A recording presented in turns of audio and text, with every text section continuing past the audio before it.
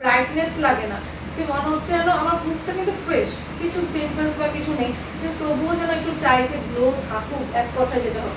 তার জন্য কিন্তু আমি বুঝতেই পারবো যে আমার ড্রাই স্কিন। এটা কিন্তু ক্লায়েন্টের সাথে কনভারসেশন হচ্ছে, বলছে সে আমি যেন যতই আমি ময়শ্চারাইজার মাখি, যত রকমই ক্রিম মাখি, কিছুই দেখতে পাই না, সব যেন টেনে কোথায় চলে যায়।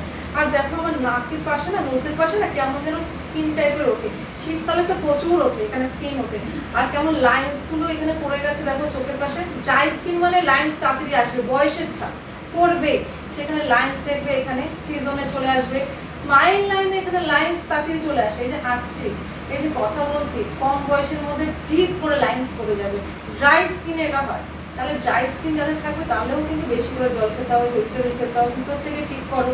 তারপরে উপর থেকে তুমি নর্মাল টু ড্রাই স্কিনের জন্য ফেসিয়াল বা মাসাজের প্রোডাক্টটা নিয়ে বসো, তারপরে তার ট্রিটমেন্টটা করো। বাড়িতে সে যাতে ইউজ করে যে একটা ভালো ময়শ্চারাইজার, ভালো ফেস ওয়াশ বা একটা সিরাম, তারপরে একটা নাইট ক্রিম, সে যাতে রীতিমতো ইউজ করে, আর অবশ্যই বাইরে সানস্ক্রিন যাতে ইউজ করে।